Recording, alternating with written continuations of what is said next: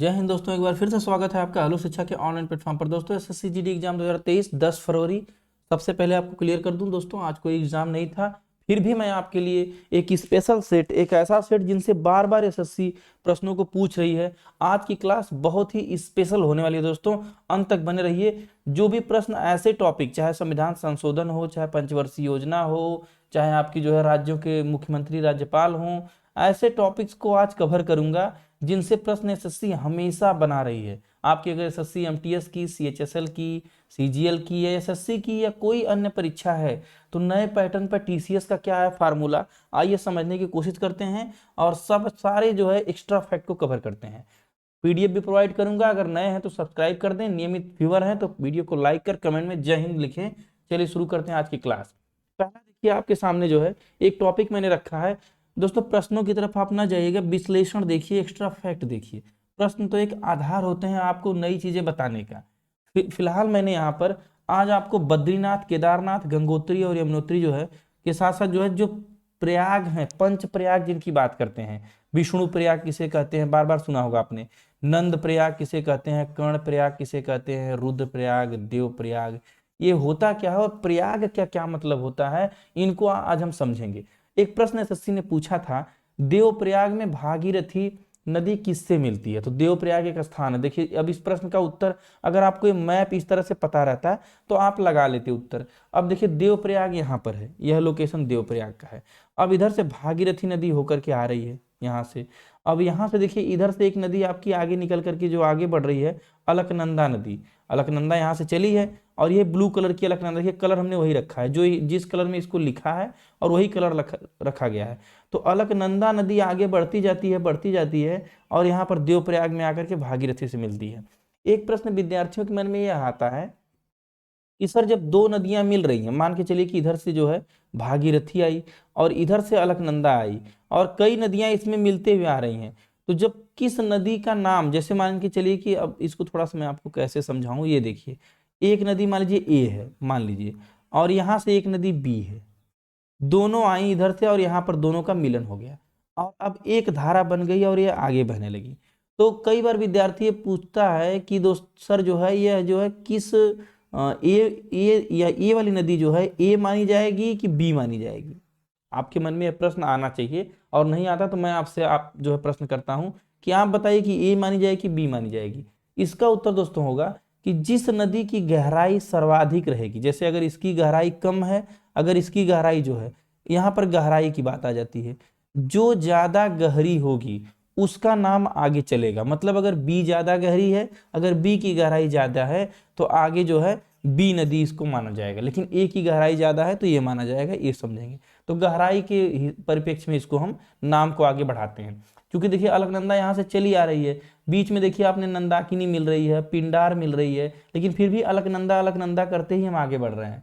गंगा आगे जाकर के यहाँ से फिर गंगा बन जाती है। तो प्रश्न यही था दोस्तों।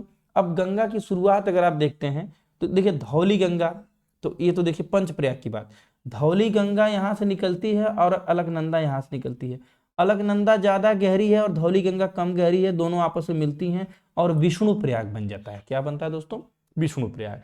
अब फिर से देखिए गहराई के परिप्रेक्ष्य में अलकनंदा का नाम आगे बढ़ता है, अलकनंदा नदी आगे बढ़ती है और नंदी जो है नंदाकिनी नदी आती है और नंद प्रयाग बना देती है मिलकर के। फिर अलकनंदा आगे बढ़ती है, गहराई ज्यादा अलकनंदा की है, और पिंडार नदी इधर से नीचे से आकर मिलती है, कर्ण प्रयाग बन जाता है। फिर इसी तरह अलकनंदा आगे बढ़ती है और मंदाकिनी ऊपर से उत्तर से आकर के मिलती है और रुद्रप्रयाग, और भागीरथी आकर मिलती है देवप्रयाग। अब जब भागीरथी का मेल होता है तो एक नया नाम निकल करके आता है गंगा नदी। फिर आगे यमुना वगैरह मिलते हुए जो है पश्चिम बंगाल के पास बे ऑफ बंगाल में, बंगाल की खाड़ी में यह नदी ब्रह्मपुत्रा के साथ संगम करते हुए सुंदरबन डेल्टा बनाती है और वहां पर गंगा नदी हमारी जो है समुद्र में गिरती है। प्रयागों की बात, अब प्रयाग की बात, प्रयाग मतलब संगम, मिलन दोस्तों, जहां पर दो नदियों का एक संगम होता है, एक मिलन होता है, उसके लिए स्पेसिफाइड एक टर्म है प्रयाग जो है, यह ध्यान रखेंगे। और जो है ये आप लोकेशन जो देख रहे हैं, बद्रीनाथ, केदारनाथ, गंगोत्री, यमुनोत्री, यह धाम है जो जो एक हिंदू के लिए, हिंदू धर्म का बहुत ही जो है एक प्रसिद्ध धाम कह लीजिए, जहाँ से नदियों का जो है उद्गम स्थल हुआ है। मंदाकिनी चली है, भागीरथी चली है, यह चीजें आप ध्यान रखेंगे। तो फिलहाल आपको दोस्तों प्रयाग से संबंधित प्रश्न मुझे विश्वास है क्लियर हुआ होगा, तथा कौन सी नदी आगे बढ़ेगी यह भी क्लियर हुआ होगा। इनको ध्यान रखिए, एसएससी इससे बार बार प्रश्न पूछ रहा है। एक टॉपिक मैं आज आपका और क्लियर कर दूं दोस्तों, वीडियो के साथ अंत तक बस बने रहेगा। यहाँ पर थोड़ा सा आपका मैं ध्यान चाहूंगा, अटेंशन थोड़ा सा अपना स्क्रीन पर लाइएगा, और आपको पूरी योजनाएं और उनका उद्देश्य कुछ ट्रिक बना करके कुछ आपके माइंड में फिट करने की कोशिश करूंगा। क्योंकि जिस दिन एग्जाम रहता है उस दिन हमारे ऊपर भी प्रेशर रहता है कि हम आपको उन प्रश्नों को या उन टॉपिक्स को कवर कराएं जो परीक्षा में आए हैं। लेकिन आज हम आपको उन टॉपिक्स को कवर कराने की कोशिश करेंगे जिनके आपके परीक्षा में अभी तक के परीक्षाओं को देखते हुए आने की प्रबल संभावना है। तो भारत में पंचवर्षीय योजनाएं, पहली पंचवर्षीय योजना, जैसा कि भारत कृषि प्रधान देश है तो पहली पंचवर्षीय योजना कृषि, बिजली नहीं थे तो बिजली की बात की गई, और सिंचाई की व्यवस्था नहीं थी तो सिंचाई, माने कृषि बिजली सिंचाई। सबसे पहले हमने क्या किया, खेती किया और बिजली लाया, बिजली से पंपिंग सेट चलाकर सिंचाई कर लिया। ट्रिक समझिए। तो पहली पंचवर्षीय योजना, जैसे ही देश आजाद होता है, संविधान हमारा देश का लागू होता है, 1951 से 56 तक ये जो है 5 वर्ष तक चलती है। पंचवर्षीय योजना इसलिए कहते हैं कि 5 वर्षों तक चलने वाली योजनाएं यह बनाई जाती हैं। कई लोगों के मन में प्रश्न आता है सर पंचवर्षीय योजना बनाई ही क्यों जाती है, क्या है पंचवर्षीय योजना? दोस्तों सरकार एक प्लान बनाती है कि जो है इतने सालों में यानी 5 सालों में हम इस टारगेट को प्राप्त कर लेंगे जिसकी देश को अति आवश्यकता होती है। जैसे पंचवर्षीय योजना है तो 5 साल में सरकार ने कहा, पहली पंचवर्षीय योजना कि हम सिंचाई की जो क्राइसिस है उसको पूरा कर लेंगे, विद्युत की जो समस्या है उसको पूरा कर लेंगे, कृषि का उन्नत विकास कर देंगे। अब हो न हो अलग बात है, लेकिन टारगेट तो बनाए। जैसे हम लोग एग्जाम देते हैं तो हमारा टारगेट रहता है कि इस बार हम जो है 80 में 70-75 क्वेश्चन सही कर देंगे। टारगेट तो यही रहता है, तैयारी भी वही होती है, बस नंबर कम या ज्यादा तो आना अपनी बात है। तो इसी तरह से सरकार भी अपने जो है प्रोजेक्ट को क्रिएट करती है। तो चलिए अगले पंचवर्षीय योजना की तरफ चलते हैं। अगली पंचवर्षीय योजना यहाँ पर आपकी हो जाएगी दूसरी पंचवर्षीय योजना। यह दोस्तों उद्योग, अब हमारे पास कृषि और सिंचाई और बिजली का व्यवस्था हो गया, तो हम कुछ उद्योग धंधे और पैसे कमाने की बात करते हैं दूसरी में। तीसरी पंचवर्षीय योजना में खाद्य उद्योग, खाद्य उद्योग माने फूड जो है और उद्योग दोनों, मतलब एक तरह से कह लीजिए कि हरित क्रांति वगैरह की शुरुआत यहीं पर होती है। मतलब हमारे जो है कुछ जो है ग्रेन्स का भी कलेक्शन हमारे पास हो, प्लस हमारी इंडस्ट्री भी बढ़े। फिर चौथी पंचवर्षीय योजना में हमें भी लगता है कि हमारी कृषि कमजोर हो रही है, तो हम कृषि को और उन्नत करने के लिए इसमें भी लक्ष्य कृषि के विकास ही रखते हैं।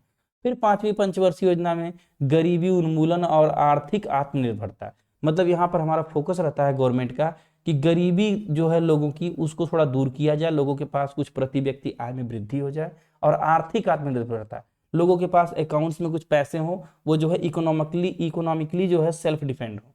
ऐसा सरकार का टारगेट है, हुए कि नहीं हुए उससे बहस का मुद्दा वो नहीं है। छठी पंचवर्षीय योजना कृषि और उद्योगों का विकास, छठी का और यहाँ पर देखेंगे जो है यहाँ पर तीसरी का लगभग सेम है, 3 दूना 6, याद रखिएगा। यहाँ पर भी यहाँ खाद्य और कृषि में बहुत अंतर नहीं है। सातवीं में देखिए ऊर्जा और खाद्य का जो है विकास। आठवीं में मानव स्रोत और शिक्षा, माने मानव जो ह्यूमन रिसोर्स है, ह्यूमन पावर, हमारी जो पॉपुलेशन है उसमें भी यंग पॉपुलेशन हमारे पास ज्यादा है, ह्यूमन पावर, उस ह्यूमन पावर को एजुकेट करके उसको यूटिलाइज करना जो है कंट्री की ग्रोथ में, वह आठवीं पंचवर्षीय योजना का उद्देश्य था। नौवीं सामाजिक न्याय, सोशल जस्टिस की बात, जैसे कि आप देखते हैं हमारा समाज जो है SC ST OBC दलित वर्ग, अति पिछड़ा वर्ग, माइनॉरिटी, कई तरह के वर्गों में बटा है, कई वर्गों में, फिर जातियों में, फिर उपजातियों में। तो उनमें एक बहुत ही एक कह लीजिए कि डिस्क्रिमिनेशन, भेदभाव टाइप की चीजें, किसी के पास आवश्यकता से ज्यादा सुविधाएं हैं, किसी के पास एकदम नहीं है, कि कोई जो है राजा की जिंदगी जी रहा है, कोई फकीर से भी बदतर जिंदगी जी रहा है। मेरे कहने का मतलब है कि 9वीं पंचवर्षीय योजना में सरकार ने सोशल जस्टिस की बात की, सामाजिक न्याय। सामाजिक न्याय का मतलब कि सबकी प्रतिष्ठा जो है एक बराबर, सबका मान सम्मान है, सबको जो है न्याय मिले। अगर आपके साथ कोई जो है घटना दुर्घटना हुई तो न्यायालय में आपकी पूरी सुनवाई हो। हर किसी व्यक्ति के जो है कार्य का, जो अगर आप कोई काम कर रहे हैं तो आपके काम का समान काम के लिए समान वेतन जो है, संविधान में नियम तो हैं लेकिन उसका कड़ाई से पालन हो। गरीब अमीर, ऊंच नीच, जाति धर्म से उठकर मानवतावादी विचारधारा की सोच को विकसित किया जाए, यह हमारे 9वीं पंचवर्षीय योजना का उद्देश्य था। दोस्तों अंत तक बने रहिए, रोज मैं इतना डिटेल में नहीं समझा पाता हूं, आज आपको बहुत ही बेहतरीन तरीके से बताने की कोशिश मैं कर रहा हूं अपनी तरफ से। मुझे विश्वास है कि आपको समझ में आ रहा होगा। 10वीं पंचवर्षीय योजना क्या है, यहाँ पर वही फिर अगला लक्ष्य हमारा आता है रोजगार एवं ऊर्जा की प्राप्ति। मतलब सरकार का टारगेट है, जो आत्मनिर्भरता की बात की जा रही थी कि लोगों को कुछ एम्प्लॉयमेंट प्रोवाइड की जाए। अब और ऊर्जा माने पवन ऊर्जा, जल ऊर्जा, विद्युत ऊर्जा, मतलब हाइड्रो पावर प्लांट्स वगैरह की स्थापना, बड़ी बड़ी परियोजनाओं की स्थापना, यह 10वीं पंचवर्षीय योजना में करने का लक्ष्य जो है 2002 से 7 तक रखा गया था। उसी तरह 11वीं पंचवर्षीय योजना समावेशी विकास, समावेशी का मतलब कि इंक्लूसिव डेवलपमेंट, एक ऐसा डेवलपमेंट जिसमें हर तरफ से चतुर्दिक विकास हो। जैसे आप कभी कभी सुने होंगे ना कि बालक विद्यालय में पढ़ने जाता है, तो क्या, जैसे मैं शिक्षक हूं, अगर मैं बालक को पढ़ा रहा हूं तो मेरा टारगेट सिर्फ इतना नहीं है कि मैं उसके दिमाग में तथ्यों को ठूंस दूं, मैं उसके दिमाग में तथ्यों को ठूंसूं, यह मेरा टारगेट नहीं है दोस्तों। मेरा टारगेट यह है कि मैं उसे चीजों को पढ़ाऊं, उसके व्यवहारिक जीवन से जोड़कर उसके अंदर संस्कार भी डेवलप करूं, आदर्श भी डेवलप करूं, उसके अंदर मैं हर एक तरह का विकास करूं। तो गवर्नमेंट का भी कुछ ऐसा ही लक्ष्य था कि देश में हमारे आर्थिक वृद्धि भी हो जाए, रोजगार भी आ जाए। 11वीं पंचवर्षीय योजना की बात समझिए, सब तरफ चौतरफा विकास हो, कृषि भी उन्नत हो जाए, उद्योग भी बढ़ जाए, मतलब सारे डेवलपमेंट को एक साथ टारगेट किया गया आपके 11वीं पंचवर्षीय योजना में। और 12वीं में त्वरित विकास, माने डेवलपमेंट जो हो रहा था सरकार को लगा कि वो धीमे हो रहा है, तो इसमें कुछ गति लाई जाए। तो इस तरह से जो है 12 पंचवर्षीय योजनाएं मैंने आपके सामने एक शॉर्ट वे में दोस्तों, एक वीडियो के माध्यम से आपको समझाने की कोशिश तो किया हूं। मुझे विश्वास समझ में आया होगा। एग्जाम में एसएससी बार बार यहाँ से प्रश्न पूछ रहा है। अब याद करने में अगर समस्या आती है तो 9वीं 9 से 9वीं 9 से न्याय, कृषि ध्यान देंगे, पहले कृषि की बात की गई, उसके बाद पहले के बाद चौथी में कृषि की बात की गई, छठवीं में कृषि की बात की गई। बिजली और सिंचाई के बाद हम उद्योगों की बात दूसरी में करते हैं। फिर जब हमारा पूर्ण उद्योग हो जाता है तो हम खाद्य और उद्योगों की बात करते हैं। 5वीं में गरीबी, 5 रुपए, आप सुने होंगे जो है जिसके जेब में 5 रुपए वो बेचारा गरीब है, तो 5वीं में गरीबी उन्मूलन की बात की जाती है। इस तरह से कुछ ट्रिक्स बनाकर दोस्तों 11वीं में 11 एक एक है, दोनों एक साथ हैं, तो एक साथ सारे विकास की, समावेशी विकास की जो है बात की गई। ऐसे ही माइंड में एक जो है इमेज बना के, मैप बनाकर आप याद करने की कोशिश करेंगे। झीलों से संबंधित एसएससी प्रश्न पूछ रही है। मैं झीलों का पूरा डेटा आपके सामने रखने की कोशिश किया हूं, जिनसे भारत के सभी परीक्षाओं में प्रश्न बनते हैं। भारत की खारे पानी की झील कौन सी है? इसका उत्तर जो है सांभर झील, राजस्थान। ये तो था प्रश्न दोस्तों जो एसएससी जीडी की एग्जाम में आया हुआ था। अब मैं चलता हूँ झीलों से संबंधित बने हुए कुछ अन्य प्रश्नों पर। हैदराबाद सिकंदराबाद के बीच कौन सी झील है? यह कई बार पूछा है। हैदराबाद और सिकंदराबाद की सीमा पर हुसैन सागर, नाम भले सागर है लेकिन है झील, हुसैन सागर। अब ट्रिक भी, ह से हैदराबाद, स से सिकंदराबाद, हुसैन सागर, ध्यान रखेंगे इसको। बेम्बनाद झील केरल में है, ये भी ध्यान दीजिए। विश्व प्रसिद्ध खारे पानी की झील सांभर झील जो है राजस्थान में, जो प्रश्न में आया हुआ था। लोनार झील की बात करें तो लोनार महाराष्ट्र की झील है। लोकटक झील मणिपुर में है। लोकटक झील कहाँ है दोस्तों? मणिपुर में है। तैरता हुआ जो है केबुल लामझाओ जो है यहाँ पर जो है उद्यान एकमात्र है, इसको भी ध्यान रखेंगे। एसबीआई ने अपना तैरता हुआ एटीएम भी शायद यहीं पर स्थापित किया था। एक रहस्यमयी झील नरकंकाल झील, कौन जो है? रूपकुंड झील को रहस्यमयी झील या नरकंकाल झील कहते हैं। पूछा हुआ प्रश्न है कि रूपकुंड या नरकंकाल झील कौन सी है? रूपकुंड झील। भारत में विशालतम लैगून निम्न में से कौन सी है? तो चिल्का झील उड़ीसा की। कहाँ की दोस्तों? उड़ीसा की। लैगून झील क्या होती है दोस्तों? समुद्र से जुड़ा, जैसे हमारा इस तरह से उड़ीसा का तट है, तो यहाँ पर अगर एक झील बन जाती है, ये वाला पानी आ जाता है, तो समुद्री पानी जब यहाँ पर आने लगता है तो एक खारा पानी, समुद्र का पानी खारा होता है, तो इस तरह से समुद्र से इसका जो है लिंकेज जुड़ा रहता है, तो ऐसी झीलों को लैगून झील कहते हैं। उड़ीसा में चिल्का झील। भारत में मीठे पानी की सबसे बड़ी झील वुलर झील, ध्यान रखेंगे। भारत में ताजे पानी की झील, वही ताजा पानी या मीठा पानी, बात वही, प्रश्न रिपीट कर दिया है। वुलर झील जम्मू कश्मीर राज्य में। नागिन झील किस राज्य में स्थित है? जम्मू कश्मीर में, ध्यान देंगे। कौन सी झील कृत्रिम है? तो कोडाइनाल झील कृत्रिम है। अब इसमें मैं इंपॉर्टेंट टॉपिक को फिर से हाईलाइट कर देता हूं। चिल्का झील ध्यान रखेंगे। खारे पानी की बार बार पूछ रहा है जो है, ये भी याद रखेंगे। सांभर झील, इसके बाद हुसैन सागर याद रखेंगे। इसके बाद आपको जो है नागिन झील और नरकंकाल झील, यही टॉपिक्स आप याद रखेंगे दोस्तों, जहां से प्रश्न आ रहे हैं। चलिए, कुछ रासायनिक सूत्र जहां से एसएससी हमेशा प्रश्न को उठा रहा है, वह मैं आपको एक बार दोहरवा दूं। नमक का NaCl होता है। नमक का रासायनिक सूत्र क्या होता है दोस्तों? NaCl। जल का H2O सब लोग जानते हैं। सुहागा का रासायनिक सूत्र Na2B4O7। 10H2O। हाइपो का भी ध्यान रखेंगे, लंबे लंबे हैं, इनको नहीं पूछेगा। आप जो है मैं इंपॉर्टेंट आपको इसमें जो है याद करवा देता हूँ। वाटर गैस पूछता है H2+CO। देखिए परीक्षा वाला भी कोशिश यही करता है दोस्तों, उन्हीं तथ्यों को पूछे जिनका उत्तर किया जा सके। अब फिटकरी और उसका सूत्र इतना लंबा पूछ करके जो है आपको भ्रमित नहीं करेगा। लाफिंग गैस का N2O, लाफिंग गैस का दोस्तों N2O होता है। लूनर कास्टिक का AgNO3, चूने का पानी CaOH2, सिंदूर PbO4, PB माने प्लम्बम, शीशा मिला होता है, लेड का प्लम्बम लैटिन नाम होता है, आप जानते हैं, Pb3O4। चूहा बीज जिसमें जिंक वगैरह होता है, जिंक फास्फेट, तो Zn3P2। गोबर साल्ट की बात करें, अगर ग्लोबल साल्ट की बात करें Na2SO4 यहाँ पर है। शोरा की बात करें तो KNO3 है। प्रोड्यूसर गैस N2+CO है। हाइड्रोजन पेरोक्साइड H2O2 बार बार पूछा हुआ है। झूठा सोना याद कर लेंगे दोस्तों, इसको पूछता है, थोड़ा विशेष नाम है भ्रमित करने के लिए, FeS, झूठा सोना। कैलोमल जो है Hg2Cl2, यह भी प्रश्न पूछा हुआ है। तो इन प्रश्नों को देखेंगे दोस्तों, यह इंपॉर्टेंट सूत्र थे जहां से प्रश्न आता है। अब संविधान संशोधन में एसएससी का प्रिय टॉपिक है 101 से लेके 104वां संविधान संशोधन, जिनसे प्रश्न पूछता है। सबसे लेटेस्ट संविधान संशोधन आज आपको याद करवा दूंगा। 101वां संविधान संशोधन किससे संबंधित है?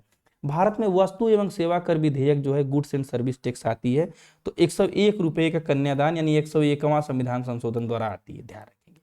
जीएसटी की बात करें, जिस पर बहुत बवाल होता है, यह हुआ भी था, अभी भी जीएसटी के लिए चेकिंग वगैरह तमाम चल रही है, हर चीज पर, दही दूध मट्ठा सब पे जो है जीएसटी लग चुकी है जो है। तो 1 जुलाई 2017 को पूरे देश में एक समान मूल्य वर्धित कर लागू करने का प्रस्ताव जो है तो पास हो गया, इसको ध्यान रखेंगे।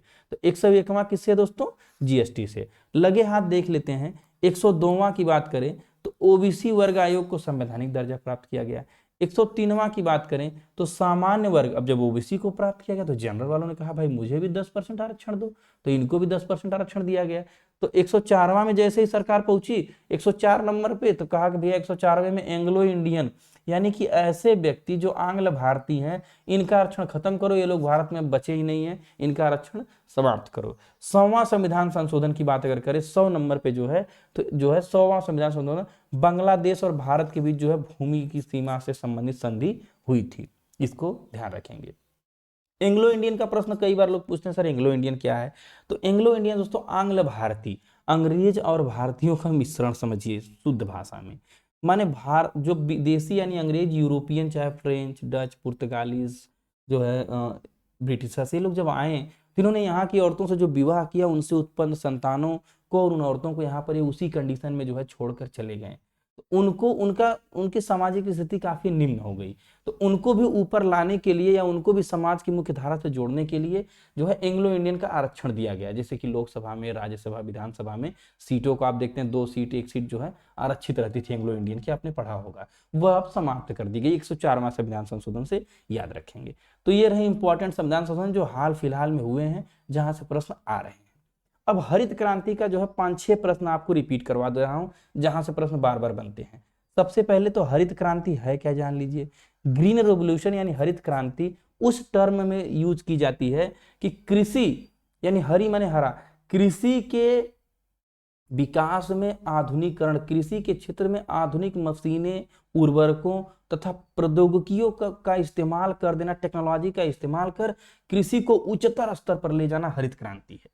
माने जहां पर परंपरागत कृषि से कुछ थोड़े से अनाज पैदा होते थे, वहां पर आधुनिक कृषि करके, प्रौद्योगिकी कृषि करके, टेक्नोलॉजी लगा करके अधिक से अधिक पैदावार लेना हरित क्रांति का उद्देश्य था। यही हरित क्रांति है। 1965 से लेकर 68 तक जो है ये चलती है, ध्यान रखेंगे। अगर भारत में बात करें इसकी तो एस स्वामीनाथन है और पूरे विश्व में नॉर्मन बोरलॉग। प्रश्न बच्चे करते हैं कि सर भूल जाते हैं, परीक्षा में दो पूछ देता है कि भारत में कौन है और दोनों नाम दे देता है, दोनों याद करके कंफ्यूज हो जाते हैं कि एस स्वामीनाथन की नॉर्मन बोरलॉग, फिर वही जय श्री राम जय हनुमान, कंफ्यूजन है कि कौन सा लगाएं। अब इसका आपको फार्मूला बताऊं। नॉर्मन बोरलॉग, क्या यह भारतीय नाम आपको लग रहा है? तो जब नॉर्मन बोरलॉग विदेशी नाम लग रहा है और स्वामीनाथन हमारे स्वामी विवेकानंद से संबंधित स्वामी, तो स्वामीनाथन जो है संस्कृत से संबंधित, हिंदी से संबंधित शब्द है, तो एस स्वामीनाथन साहब अपने भारत के हैं और नॉर्मन बोरलॉग साहब जो है विश्व के हैं। खैर दोनों ने ही हरित क्रांति में उन्नत योगदान दिया है, तो इसमें कोई दो राय नहीं है। फिलहाल भारत में एम एस स्वामीनाथन, विश्व में नॉर्मन बोरलॉग, ध्यान रखेंगे इनको। तो बाकी इसमें और हरित क्रांति से संबंधित प्रश्न अगर पूछता है तो दुग्ध क्रांति पूछता है कि ऑपरेशन जो है फ्लड किससे संबंधित था, दुग्ध क्रांति से संबंधित था। जो है श्वेत क्रांति, नीली क्रांति, पीली क्रांति, ध्यान रखेंगे। यह एक बार आप रिवाइज कर लेंगे कि पीली क्रांति है तिलहन से, नीली क्रांति है मत्स्य से, भूरी क्रांति अंडे उत्पादन से, तो ये सब चीजें पूछता है। भारत का दक्षिणतम बिंदु कौन सा है, ये तो प्रश्न आया था। तो आइए भारत की जो जो मैप है, मैप मैंने लगाया है। मेरी जो आदत है दोस्तों, हमेशा मैं पढ़ाई को विजुअल रूप में पढ़ने की कोशिश किया हूं और उसी रूप में आपको दूंगा भी। कि मेरा टारगेट रहता है कि आप 10 मिनट ही पढ़ें, लेकिन वह पढ़ा हुआ आपकी परीक्षा में आपको याद दिलाए, प्रश्नों को सही करवाए, तब पढ़ाई साकार है। नहीं 12-12 घंटा पढ़ रहा है, याद कुछ नहीं रह रहा है, पूरी किताब पढ़ डाले बंटा धार, याद कुछ नहीं है, परीक्षा में कोई नंबर नहीं, तो मामला गड़बड़ है। अब थोड़ा सा आप यहाँ पे विजुलाइज करिएगा कि पूछता है भारत का यह जो सबसे ऊपरी बिंदु, इसको क्या कहते हैं। यहाँ देखिए मुख्य भूमि इसको बोलते हैं, जो है मेन से जुड़ा हुआ है, इसको क्या कहते हैं। फिर भारत यहाँ तक भी है नीचे तक, इसको क्या कहते हैं। अरुणाचल प्रदेश में भारत यहाँ है, देखिए इसको क्या कहते हैं। और गुजरात में भारत इस कॉर्नर पे है, इसको क्या कहते हैं। अब जहां जहां मैंने एक कलर लगाए हैं उनको आप ध्यान रखेंगे। तो इस एरिया को क्या, इसका क्या नाम है, इससे इसको पूछता है। तो दक्षिणतम बिंदु की अगर बात करें सबसे नीचे, तो दक्षिणतम बिंदु इंदिरा पॉइंट, ग्रेट निकोबार द्वीप समूह। ये देखिए यहाँ पर अगर ये वाला एरिया पूछे तो ये दक्षिणतम बिंदु आपका इंदिरा पॉइंट या ग्रेट निकोबार। तो निकोबार में है तो इंदिरा पॉइंट, इसको इंदिरा पॉइंट बोलते हैं।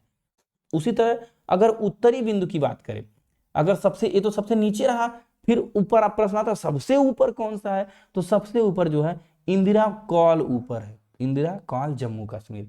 काल माने बुलावा, काल लेटर तो ऊपर से ही तो आता है, तो काल लगा है तो सबसे ऊपर मान लीजिए जम्मू कश्मीर। फिर उसी तरह पश्चिमी बिंदु की बात करें, देखिए पश्चिमी बिंदु का मतलब कि ये वाला, ये तो पश्चिमी बिंदु जो है राजहर, गुजरात में इसको क्रीक बोलते हैं, सर क्रीक गुजरात में, ये वाला राजहर क्रीक बोलते हैं। और पूर्वी बिंदु की बात करें तो वालांग या कुबुथु, यहाँ पर देखिए अरुणाचल प्रदेश में एक स्थान है, यह पूर्वी बिंदु है, जहाँ पर सूर्योदय सबसे पहले होता है। जैसा कि आप जानते हैं पूर्व में तो सबसे पहले सूर्य इनको दिखेगा अरुणाचल प्रदेश में। अब मुख्य भूमि का एक प्रश्न पूछ देता है कि दक्षिणतम सीमा क्या है, तो दक्षिणतम सीमा तो ये है, लेकिन मुख्य भूमि माने ये जो मेन हमारा मैप है भारत का, उससे जुड़ी हुई, तो कन्याकुमारी तमिलनाडु में। आपने सुना होगा कि कश्मीर से कन्याकुमारी, बार बार यह टर्म यूज करते हुए सुना होगा, तो दोस्तों ये कश्मीर हो गई और ये कन्याकुमारी हो गई। इंदिरा काल ऊपर है तो इंदिरा काल, और ये नीचे जो है कन्याकुमारी कश्मीर में। सबसे दक्षिणतम की बात करें तो पॉइंट नीचे। अब पॉइंट पॉइंट में मैप में देखेंगे तो ट्रिक बना लीजिए दिमाग में कि अंडमान निकोबार द्वीप पॉइंट पॉइंट ही तो दिखता है छोटा छोटा, तो पॉइंट सबसे नीचे है। तो यह रहा आपका ये। फिर प्रश्न आ रहा बंकिम चंद्र चटर्जी ने इनमें से किसकी रचना की थी। तो बंकिम चंद्र चटर्जी या चट्टोपाध्याय कहा जाता है, बांग्ला भाषा के प्रख्यात उपन्यासकार, कवि, गद्यकार और पत्रकार थे। यह जान लीजिए जो है, ये भी प्रश्न पूछता है कि बंकिम चंद्र चटर्जी क्या थे, इनमें से क्या नहीं थे, क्या थे, ऐसे प्रश्न आता है। भारत का राष्ट्रगीत वंदे मातरम की रचना उन्होंने की है। जनगण मन गुरु रविन्द्रनाथ टैगोर ने किया है, ध्यान रखिए अमार सुमार बंगला जो है इन्होंने ही रचना किया है, इनके जो है रविन्द्रनाथ टैगोर द्वारा रचित है। सारे जहां से अच्छा हिंदुस्तान हमारा जो है कवि इकबाल द्वारा जो है रचित, ये भी रचना है, ध्यान रखेंगे इसको। यहाँ से प्रश्न बनता है, अगर आपको पूछे वंदे मातरम की बात करें, हमारा जो राष्ट्रगीत है तो बंकिम चंद्र चटर्जी। अगर जनगण मनगण राष्ट्रगान की बात करें तो गुरु रविन्द्रनाथ टैगोर। सारे जहां से अच्छा की बात करें तो इकबाल। सब कवर कर दिया दोस्तों। एसएससी यहाँ से प्रश्न उठा रही है। भारत जोड़ो यात्रा से प्रश्न आ रहा है, तो भारत जोड़ो यात्रा राहुल गांधी ने शुरू किया था, सबको पता है। कुछ नई चीजें हम आपको बताएंगे, वह यह बताएंगे कि वही देखिए कश्मीर से कन्याकुमारी, तो कश्मीर तो यहाँ ऊपर इंदिरा काल था, लेकिन श्रीनगर वाला एरिया यहाँ से राहुल जी शुरू करते हैं और कन्याकुमारी तक इनका लक्ष्य है। और लगभग जो है ये लगभग क्या कंप्लीट 12 राज्यों को कवर करेंगे और 20 शहर और 3570 किलोमीटर की दूरी है कवर करेंगे। मैप पर आपको दिखाया हूँ। 7 सितंबर 2022 को शुरू किए हैं, इसको ध्यान रखेंगे। भारत जोड़ो यात्रा। अब आप पूछेंगे यह है क्या, तो इनका राहुल गांधी जी का कहना है कि हम पूरे भारत के कोने कोने में जाकर जो लोग मुख्य धारा से हट चुके हैं उनको जोड़ने का प्रयास करेंगे, सबके बीच में भाईचारे और प्रेम के सौहार्द को लेकर के बीच में जाएंगे। जो हिंदू, मुस्लिम, सिख, ईसाई, बौद्ध, पारसी, अलग अलग धर्म जातियों में लोग बटे हैं, सबको एक रूपता की भावना सबके अंदर जगाएंगे। यह इसका उद्देश्य इनके द्वारा बताया गया फिलहाल। आप समझिए।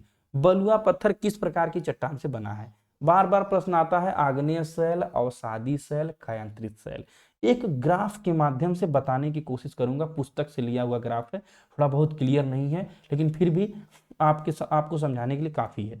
अवसादी चट्टान जो है, किस बलुआ पत्थर अवसादी चट्टान को कहते हैं, जान लीजिए। बलुआ पत्थर, चूना, स्लेट, कांगरामरेट, नमक की चट्टान और सेल खड़ी, ये सब अवसादी चट्टान है। बलुआ पत्थर का भी उत्तर यही है, अवसादी चट्टान। ये तो रहा प्रश्न का उत्तर। आइए थोड़ा सा हम समझ लेते हैं चट्टानों के बारे में। चट्टानें दोस्तों, जैसे समझिए, पृथ्वी के अंदर ये ज्वालामुखी क्रिया होती है। यहाँ से अगर ज्वालामुखी उद्गार हुआ है तो यहाँ से लावा निकलेगा। अब यह गर्म लावा जब यहाँ पर पिघल कर ठंडा होगा तो सबसे पहले बन जाएगी आपकी, देखिए मैग्मा दिया है यहाँ, तो मैग्मा जब लावा निकलेगा तो यह सबसे पहले आग की जैसा लावा निकलता है तो आग्नेय चट्टान बन जाएगा। यहाँ पर कौन सी चट्टान बन गई दोस्तों? आग्नेय चट्टान। अब ये जो है ज्वालामुखी उद्गार से, विस्फोट से बार बार लावे जो है प्रभावित हो रहे हैं, तो इधर भी आग्नेय चट्टान बन गई, इधर भी आग्नेय चट्टान बन गई। इसी में तमाम खनिज वगैरह, लोहा, तांबा, जो जितने भी जो है धातुएं भी हैं पृथ्वी के गर्भ से निकलती हैं, तो यह लावा जो है ठंडा पड़ गया और आग्नेय चट्टान बन गई। अब क्या होता है कि अपक्षय एवं अपर्दन, ये दोनों क्रिया समझिए। अपक्षय जो इरीजन होता है, जो कटाव होता है, तो उससे पानी द्वारा इसका जो है इरोजन होता है, अपर्दन होता है। तो कटाव छटाव से इसमें बरसात का पानी गिरता है, नदियों का पानी बहता है, तो अपक्षय अपर्दन से यह टूट फूट करके आगे बढ़ती है और अवसाद के रूप में कहीं पर जाकर गाज के रूप में जमा हो जाता है। और इसी में पेड़ पौधे, सड़ी गली पत्तियां, जीव जंतुओं के हड्डी मांस भी इकट्ठा हो जाते हैं। तो उनसे जो चट्टान बन जाती है, एक नई चट्टान देखिए टूट फूट कर बन गई, तो यह अवसादी चट्टान। यह वाली चट्टान आपकी क्या है दोस्तों? यह आग्नेय चट्टान कही जाएगी। और यह वाली चट्टान की बात करें तो अवसादी चट्टान है, ध्यान रखिए, यह अवसादी चट्टान है। अब ये ध्यान रखिए, अवसादी चट्टान। अब यह चट्टान अवसादी, अधिक ताप, यहाँ पर इसको ताप जब इस पर ज्यादा पड़ जाता है तो अधिक ताप एवं दाब से इसका रूप, रंग, चेहरा बदल जाता है, तो यह कायांतरित चट्टान कही जाती है। कौन सी चट्टान कही जाती है दोस्तों? कायांतरित चट्टान। और फिर यही कायांतरित चट्टान गल की पृथ्वी के गर्भ में जाती है और मैग्मा, लावा या चक्र चलता रहता है चट्टानों का, ध्यान रखेंगे, यही हाल है। कभी कभी आग्नेय चट्टान डायरेक्ट कायांतरित में भी बदल जाती है, जो है ताप दाब ज्यादा पड़ जाने से। और कभी कभी कायांतरित चट्टान डायरेक्ट जो है अपक्षय अपर्दन से जो है अवसादी चट्टान बदल जाती है। तो ये चट्टानों का क्रम ताप एवं दाब पर निर्भर करता है। फिलहाल आपको ये तो समझ में आया ही होगा कि चट्टानें कैसे बनती हैं और लावा और मैग्मा का निर्माण चट्टानों को कैसे जो है चट्टानों को क्रिएट करता है, यह आप समझ लिए होंगे। चलिए चलते हैं अगले टॉपिक की तरफ। बाला सरस्वती का संबंध किस नृत्य से है? दोस्तों मैंने एक नृत्य पर वीडियो बनाया था, आप प्लेलिस्ट में जाकर देखिए। स्टैटिक जीके के लिए प्लेलिस्ट तैयार किया है, 2 क्लासेस चली हैं इजी वे में, चाहे जनगणना हो, चाहे लोक नृत्य हो, खेल हो, इन सबको बहुत आसान तरीके से पढ़ाने की कोशिश किया हूं, आपको समझ में आएगा। वहां से देखिए, ये मेरी क्लास का स्क्रीनशॉट है, वहां से मैं बार बार आपको स्क्रीनशॉट दिखाता हूँ, प्रश्न आता है मात्र उस 20 मिनट की वीडियो से हर शिफ्ट में। बाला सरस्वती का संबंध किस नृत्य से है? तो भरतनाट्यम जो तमिलनाडु का नृत्य है, इसी से संबंधित बाला सरस्वती का है। देखिए मैंने यहाँ पर टी बाला सरस्वती दिया था और यही प्रश्न पूछ दिया हूबहू उठा करके। तो तमिलनाडु यहाँ नीचे है, यहाँ का लोक नृत्य भरतनाट्यम है, आप जानते हैं। अब भरतनाट्यम के बारे में, मुख्य रूप से तमिलनाडु के मद्रास एवं तंजौर में विकसित यह लोक नृत्य है। तंजौर और कांजीपुरम, पंडलुम, 3 घराने इसके हैं। इसके बाद आधुनिक काल में उच्चतर स्तर पर लाने का श्रेय ई कृष्ण अय्यर को जाता है। इसके प्रमुख कलाकार बार बार एसएससी पूछ रहा है अब, तो रुक्मिणी देवी अरुणडेल को पूछा हुआ प्रश्न है, यामिनी कृष्णमूर्ति को पूछा हुआ है, सोनल मानसिंह को पूछा है, बहुत फेवरेट टॉपिक है तब मैं इसको डाला हूं। तो पद्म सुब्रमण्यम और लीला सैमसंग नहीं पूछा है, इनको पूछ सकता है अगले शिफ्ट में। तमिलनाडु का लोक नृत्य भरतनाट्यम इंपॉर्टेंट टॉपिक है, मैं एक बार स्क्रीन क्लियर करता हूं, आप इसका चाहे तो स्क्रीनशॉट ले सकते हैं। त्योहार अगर तमिलनाडु का है तो थाईपुसम, पुटांडु, नाट्यजिल, पोंगल और जल्लीकट्टू। अब थाईपुसम, पोंगल और जल्लीकट्टू तो सभी जानते हैं, लेकिन जो है पोटांडु और नाट्यजिल कम लोग जानते हैं, इसको आप नोट कर लीजिएगा, यह परीक्षा वाला पूछेगा, इंपॉर्टेंट टॉपिक बनता है यहाँ से। अगला नृत्य से संबंधित एक प्रश्न है, झावेरी बहनें किस नृत्य से संबंधित है? तो झावेरी बहनें मणिपुरी नृत्य से संबंधित है। किससे संबंधित दोस्तों? मणिपुरी। देखिए मणिपुरी, यहाँ मणिपुर नक्शा में पूर्वोत्तर राज्यों में सबसे किनारे पर जो है बर्मा के साथ सीमा बनाते हुए मणिपुर राज्य आपका है। वैष्णव धर्म से प्रभावित यह नृत्य भक्ति और त्याग पर बल देता है, यह भी पूछता है बार बार। इस नृत्य में राधा कृष्ण की रास लीलाओं का आयोजन किया जाता है, जो जीवात्मा एवं परमात्मा के संबंध का परिचायक है। प्रमुख कलाकार झावेरी बहनें, दर्शन, नैना, सुवर्णा, रंजना। इन्हीं में से 3 का नाम दे देगा, बोलेगा झावेरी बहन नहीं है। तो ये बहुत फेमस है, इनकी फोटो अभी आपको हम दिखाते हैं। गुरु अमली सिंह, सविता मेहता, कलावती देवी, ये इसके प्रमुख कलाकार हैं, ध्यान रखेंगे। ये देखिए झावेरी बहनें हैं, तो आप देखिए झावेरी बहनें, दर्शन, नैना, सुवर्णा, रंजना। खैर आपको सब एक जैसी लग रही होंगी फिलहाल। चलिए, पर्यायवाची में हाथी, घोड़ा, गाय, हिरण और शेर, बंदर, इनकी पर्यायवाची कई बार एसएससी पूछा है। जो पूछ चुका उनको मैंने ये अनुभव किया कि पर्यायवाची नहीं देखिए दोहरा रहा है, पर्यायवाची स्पेशल पूछ रहा है। तो मैं कुछ नई नई टॉपिक्स की पर्यायवाची दिया हूँ। हाथी का गज, हस्ती, कुंभी, मदकल, कुंजर, मतंग। उसी तरह घोड़े का घोटकर, विशु, तरवीपुत्र, रश्व, बाजी, तुरंग। गाय की गौरी, गौ, धेनु, गौ, गैया। हिरण का ध्यान रखिए, अगले शिफ्ट में मुझे ऐसा लग रहा है कि पूछ सकता है, इंपॉर्टेंट टॉपिक है। और उन्हीं के पर्यायवाची ये ज्यादा पूछ रहा है जिनकी अधिकाधिक पर्यायवाची है। हिरण का हो गया, समुद्र का हो गया, पहाड़ का हो गया, जिनकी अधिक से अधिक पर्यायवाची वही पूछ रहा है। हरिण, मृग, सारंग, कुरंग, कुरंग, कुरंड, अजिन योनि, चारुलोचन, भीर हृदय, कृष्ण सार, वातायु, सुरभि, हरिण, ऋष, चारुलोच, कुरंग, बारह सिंघा। इतनी पर्यायवाची हिरण की है। शेर की भी उसी तरह से है, बनराज सिंह, केसरी, केहरी, पंचमुख, पशुराज, सिंह, मृगराज।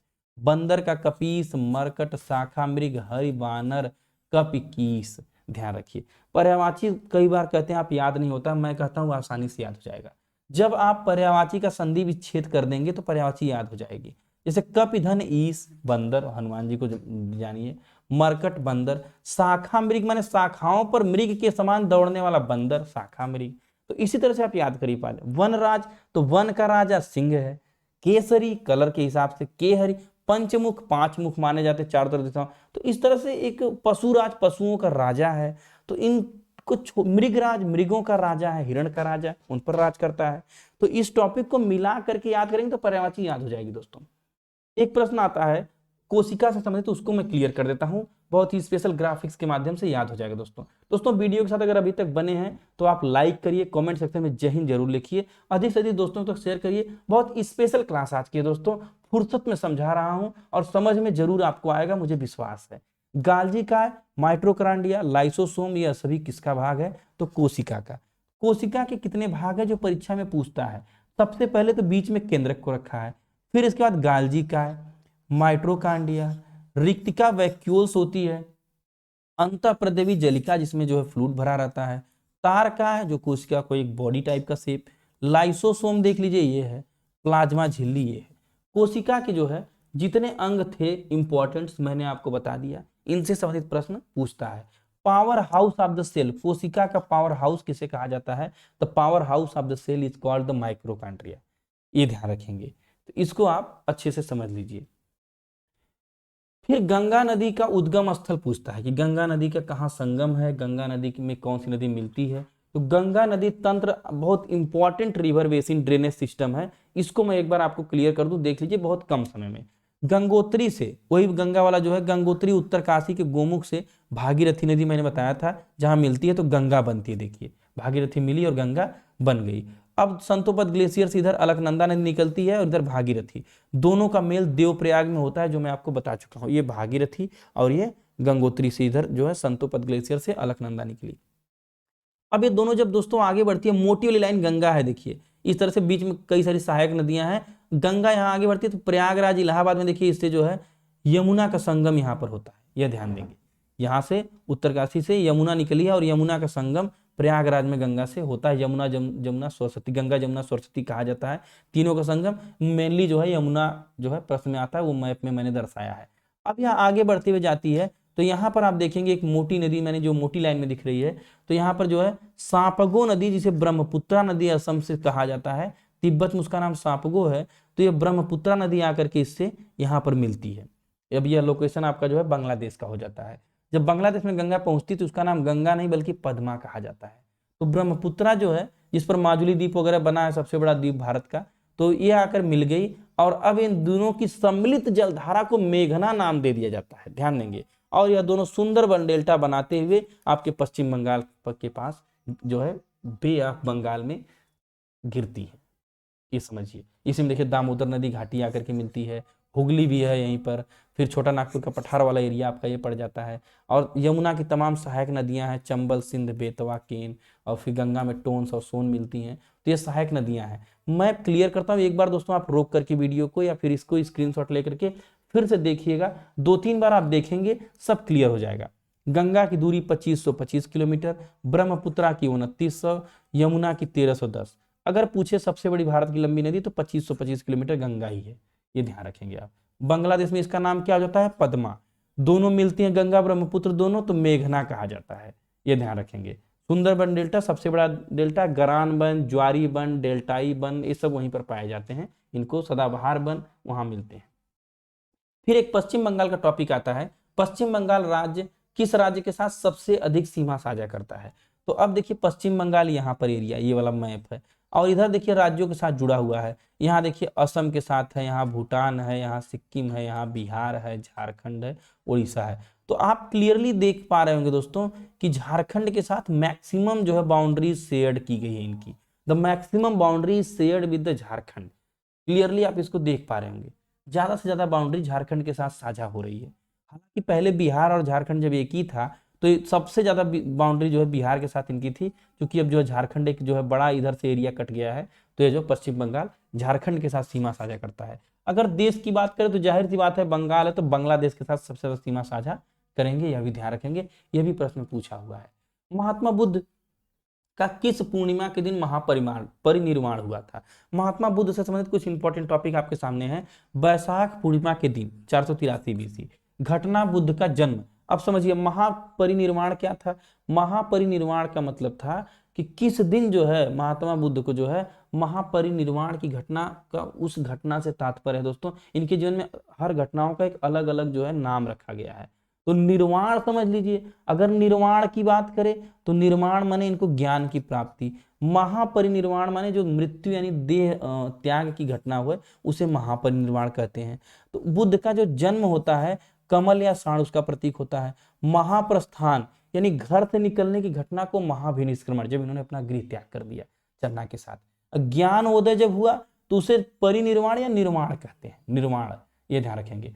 प्रथम उपदेश धम्मचक्र परिवर्तन, सारनाथ में पहिया उसका जो है संकेतक है।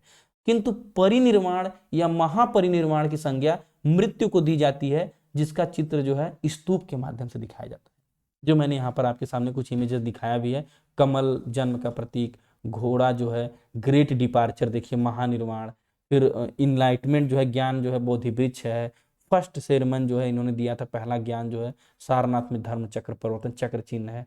फिर महापरिनिर्वाण की बात यहाँ की गई है। Symbol of great event of Buddhas life share किया मैंने, आप समझिए। ठीक, जनगणना से प्रश्न आता है। साक्षरता दर इंपॉर्टेंट टॉपिक है, टीसीएस वालों का सबसे फेवरेट है। 2011 की जनगणना में सबसे कम साक्षरता दर किस राज्य की थी? तो बिहार की। आइए एक बार लिटरेसी रेट को राज्यों में, इधर राज्यों की स्थिति है, इधर केंद्र की स्थिति है। ये अभी मैं जो पढ़ाया हूँ उसी क्लास का स्क्रीनशॉट है दोस्तों, वीडियो जाकर के अगर नहीं देखें जरूर देखिए, मैं आपको आई बटन पे भी दे दूंगा और लिंक भी आपको प्रोवाइड कर दूंगा कमेंट सेक्शन में। साक्षर व्यक्तियों की संख्या बटे 7 वर्ष से अधिक आयु की जनसंख्या गुणे 100 बराबर होती है साक्षरता दर। राज्यों में सर्वाधिक साक्षरता केरल में है, 94% के ऊपर चली गई है। मिजोरम में सेकंड नंबर पे 91%, लगभग केरल को टच कर रहे हैं। अब न्यूनतम की बात करें बैड कंडीशन की, तो बिहार में सबसे खराब स्थिति है 61%, और उसके सेकंड नंबर पे उनकी जस्ट खराब स्थिति में है अरुणाचल प्रदेश 65%, थोड़ा सा बिहार से अच्छी स्थिति में है, यह ध्यान रखेंगे। उधर केंद्र शासित में लक्षद्वीप तो कई बार पूछ चुका है, ध्यान रखें 92% साक्षरता केंद्र शासित में बेटर यहाँ पे है, और बुरी कंडीशन बैड कंडीशन 61% जो है साक्षरता दर जो है खराब से स्थिति जम्मू कश्मीर की है। साक्षरता दर से संबंधित सारे आंकड़े आपके सामने रखा हूं, मुझे विश्वास है समझ में आपको आया होगा। अर्थशास्त्र के रचयिता कौन थे? तो कौटिल्य अर्थशास्त्र के जो है चाणक्य जिनका नाम है, ये अर्थशास्त्र के रचयिता थे। ये अर्थशास्त्र कैसी पुस्तक है पूछता है तो राज्य व्यवस्था से संबंधित पुस्तक है, पॉलिटिक्स से संबंधित पुस्तक है, इकोनॉमिक्स ही केवल इसमें नहीं है, ध्यान दीजिएगा। अगर अर्थशास्त्र जो असल में जो इकोनॉमिक्स आप पढ़ते हैं उसके जनक एडम स्मिथ को माना जाता है, पितामह, इनको भी ध्यान रखिएगा। ब्रिटिश नीतिवेत्ता, दार्शनिक और राजनैतिक अर्थशास्त्री थे। ये हमारे चाणक्य साहब हैं और ये हमारे जो है एडम स्मिथ हैं, दोनों को याद रखेंगे। हर्षवर्धन के दरबारी कवि कौन थे? इसी से प्रश्न घुमाता है कि बाणभट्ट कवि कौन थे, तो कवि हर्षवर्धन के कवि कौन थे। आज वो क्लियर कर लीजिए, पहले तो देख लीजिए बाणभट्ट आपके सामने उनका फोटो है। हर्षचरित नामक रचना कन्नौज के शासक हर्षवर्धन की जीवनी है, जो उन्हीं के दरबारी कवि बाणभट्ट द्वारा संस्कृत में रचित है। कितने पॉइंट मैंने यहाँ पर बताया दोस्तों? फैक्ट को ध्यान दीजिए, जो प्रश्न एसएससी पूछ रहा है, हर्षवर्धन कहाँ के शासक है? कन्नौज के। इनकी जीवनी को क्या कहा गया है? हर्षचरित। ध्यान रखिएगा। किसने लिखा है? बाणभट्ट ने लिखा है। किस भाषा में? संस्कृत भाषा में। इतने से 2 लाइन में केवल आपको जो है 5 से 6 प्रश्न मैं क्लियर करवा दे रहा हूं दोस्तों।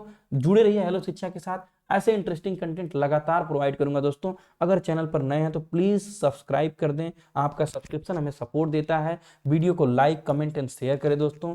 जय हिंद, पढ़ते रहिए, सफलता जरूर मिलेगी।